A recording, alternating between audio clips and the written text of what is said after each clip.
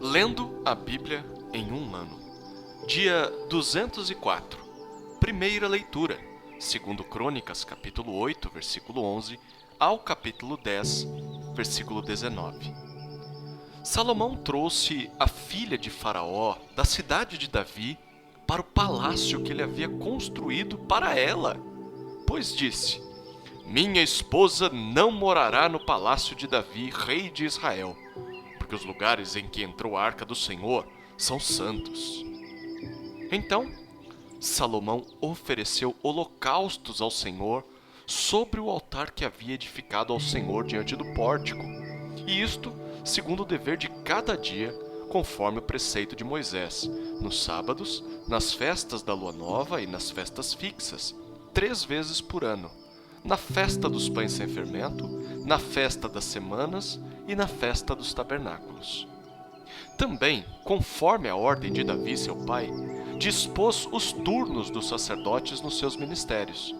Também dispôs os turnos dos levitas para os seus cargos, para louvarem a Deus e servirem diante dos sacerdotes segundo o dever de cada dia, e os porteiros pelos seus turnos a cada porta. Porque esta era a ordem de Davi, o homem de Deus. Não se desviaram do que o rei havia ordenado aos sacerdotes e levitas em coisa nenhuma, nem no que se refere aos tesouros. Assim, foi executada toda a obra de Salomão, desde o dia em que foram lançados os alicerces da casa do Senhor até o término da construção. E assim foi concluída a casa do Senhor. Depois, Salomão foi a Ezion-Geber e a Elate, a praia do mar na terra de Edom. Por meio de seus servos, Irão enviou navios e marinheiros conhecedores do mar.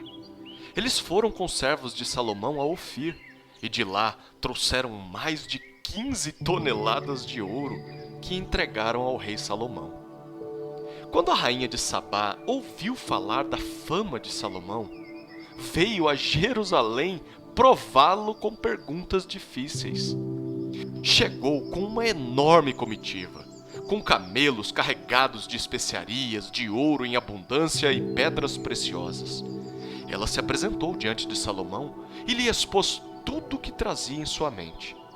Salomão respondeu todas as perguntas que ela fez, e não houve nada profundo demais que Salomão não pudesse explicar. Quando a rainha de Sabá viu a sabedoria de Salomão, o palácio que ele havia construído, a comida que era servida na mesa dele, o lugar dos seus oficiais, o serviço dos seus criados e os trajes deles, seus copeiros e os trajes deles, e o holocausto que oferecia na casa do Senhor, ficou como fora de si e disse ao rei: é verdade o que ouvi na minha terra a respeito de você e a respeito da sua sabedoria. Eu, porém, não acreditava no que se falava até que vim e vi com os meus próprios olhos. Eis que não me contaram nem a metade da grandeza da sua sabedoria. Você supera a fama que ouvi. Felizes os homens à sua volta, e felizes estes seus servos que estão sempre diante de você e que ouvem a sua sabedoria. Bendito seja o Senhor, seu Deus, que se agradou de você e o colocou no seu trono como rei para o Senhor, seu Deus. É porque o seu Deus ama Israel e quer estabelecê-lo para sempre, que ele o constituiu rei sobre este povo, para que você execute o juízo e a justiça. Ela entregou ao rei 4 toneladas de ouro, grande abundância de especiarias e pedras preciosas. Nunca mais houve especiarias como as que a rainha de Sabá ofereceu ao rei Salomão.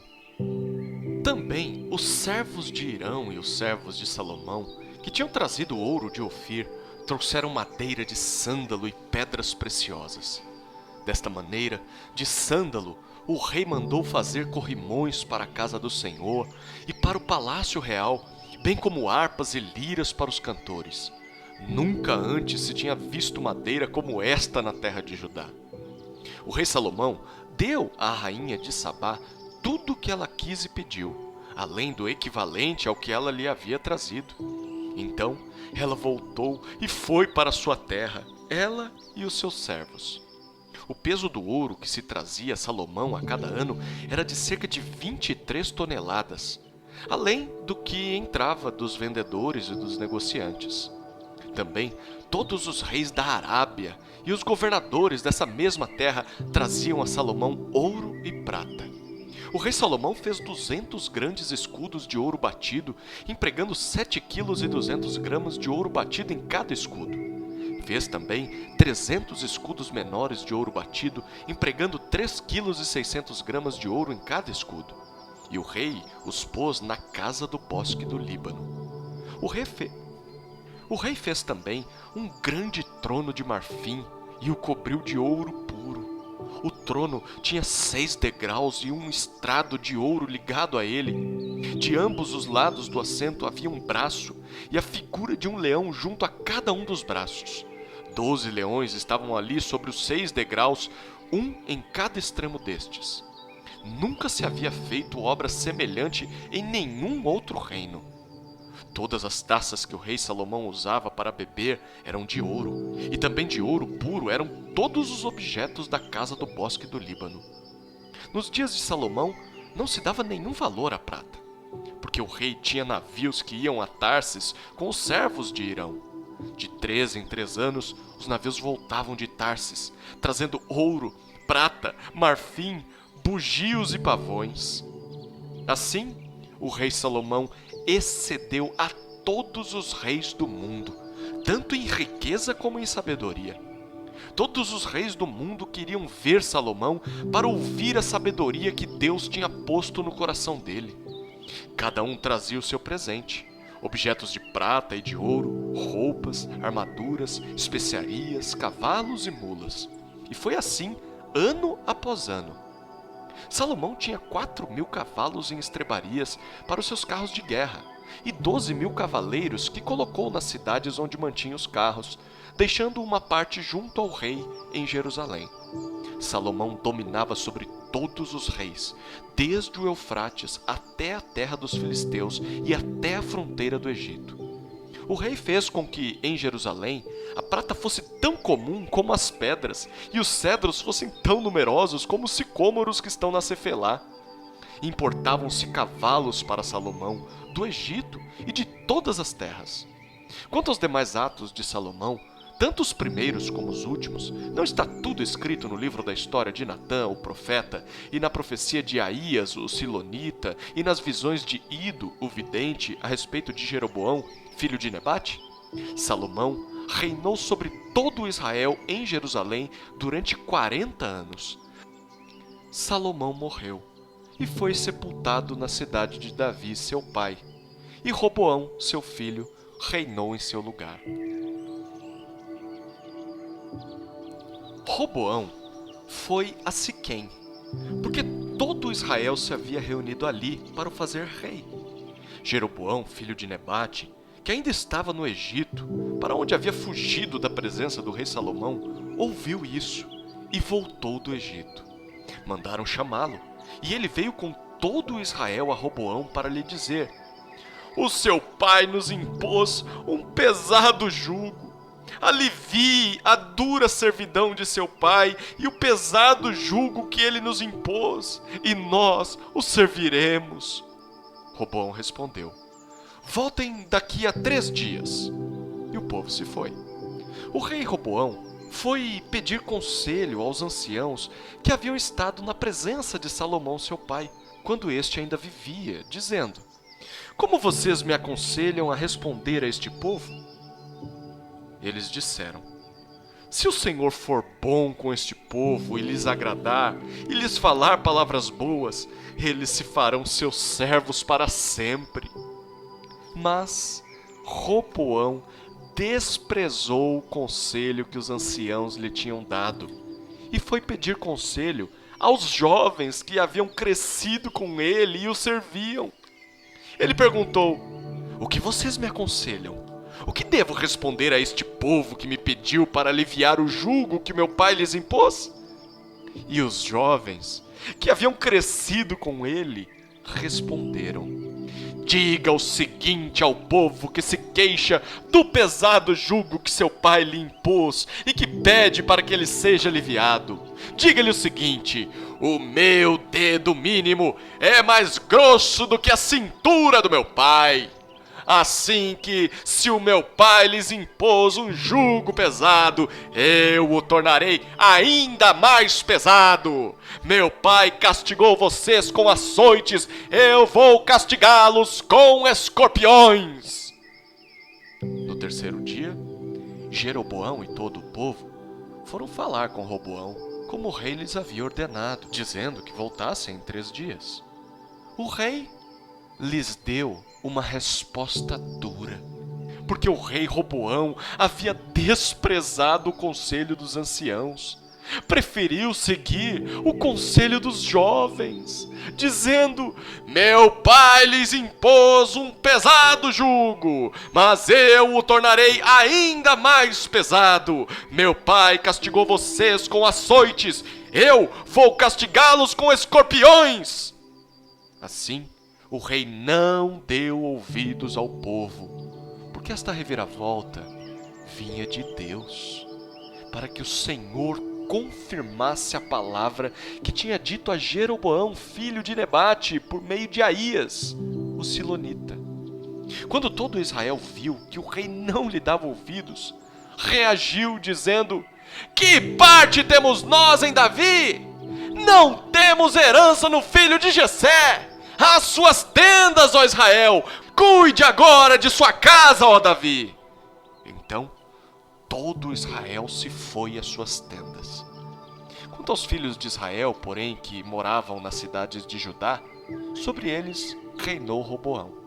Então, o rei Roboão enviou Adonirão, superintendente dos que realizavam trabalhos forçados, porém, os filhos de Israel o apedrejaram e ele morreu. Mas o rei Roboão conseguiu subir no seu carro e fugiu para Jerusalém. Assim, Israel se mantém rebelado contra a casa de Davi até o dia de hoje. Segunda leitura, Romanos, capítulo 8, versículos 12 a 25. Assim, pois, irmãos, somos devedores, não à carne, como se estivéssemos obrigados a viver segundo a carne. Porque se vocês viverem segundo a carne, caminharão para a morte. Mas se pelo Espírito mortificarem os feitos do corpo, certamente viverão. Pois todos os que são guiados pelo Espírito de Deus são filhos de Deus. Porque vocês não receberam um espírito de escravidão para viverem outra vez atemorizados, mas receberam o espírito de adoção, por meio do qual clamamos: Abba, Pai. O próprio Espírito confirma ao nosso espírito que somos filhos de Deus. E se somos filhos, somos também herdeiros, herdeiros de Deus e co-herdeiros com Cristo, se com Ele sofremos, para que também com Ele sejamos glorificados. Porque, para mim, tenho por certo que os sofrimentos do tempo presente não podem ser comparados com a glória a ser revelada em nós.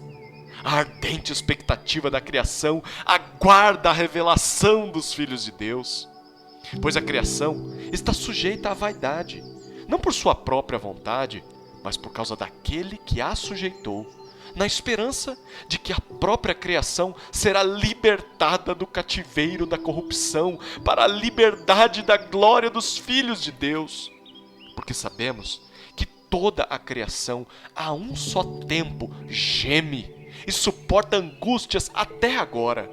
E não somente ela, mas também nós, que temos as primícias do Espírito, igualmente gememos em nosso íntimo, aguardando a adoção de filhos, a redenção do nosso corpo. Porque na esperança fomos salvos. Ora, esperança que se vê não é esperança, pois quem espera o que está vendo? Mas, se esperamos o que não vemos, com paciência o aguardamos. Terceira leitura, Salmos, capítulo 18, versículos 16 a 36. Do alto, o Senhor me estendeu a mão e me segurou. Ele me tirou das águas profundas. Livrou-me de forte inimigo e dos que me odiavam, pois eram mais poderosos do que eu. Eles me atacaram no dia da minha calamidade, mas o Senhor me serviu de amparo. Trouxe-me para um lugar espaçoso, livrou-me, porque Ele se agradou de mim. O Senhor me retribuiu segundo a minha justiça, recompensou-me conforme a pureza das minhas mãos. Pois tenho guardado os caminhos do Senhor e não me afastei perversamente do meu Deus. Porque todos os seus juízos estão diante de mim e não rejeitei os seus preceitos. Também fui íntegro para com ele e me guardei da iniquidade. Por isso, o Senhor me retribuiu segundo a minha justiça, conforme a pureza das minhas mãos na sua presença. Para com quem é fiel, fiel te mostras. Com o íntegro, também íntegro. Com o puro, puro te mostras. Com o perverso, inflexível. Porque tu salvas o povo humilde, mas os olhos dos soberbos tu os abates. Porque fazes resplandecer a minha lâmpada. O Senhor, meu Deus, derrama luz nas minhas trevas. Pois contigo posso atacar exércitos, com o meu Deus salto muralhas. O caminho de Deus é perfeito, a palavra do Senhor é confiável.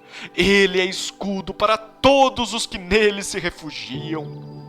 Pois quem é Deus além do Senhor? E quem é rochedo a não ser o nosso Deus? O Deus que me revestiu de força e aperfeiçoou o meu caminho. Ele deu aos meus pés a ligeireza das corças e me firmou nas minhas alturas. Ele treinou as minhas mãos para o combate, tanto que os meus braços vergaram um arco de bronze. Também me deste o escudo da tua salvação. A tua mão direita me susteve e a tua clemência me engrandeceu. Alargaste o caminho sob meus passos e os meus pés não vacilaram. Quarta leitura, Provérbios, capítulo 19, versículo 26. Quem maltrata o seu pai ou manda embora a sua mãe é filho que causa vergonha e traz desonra.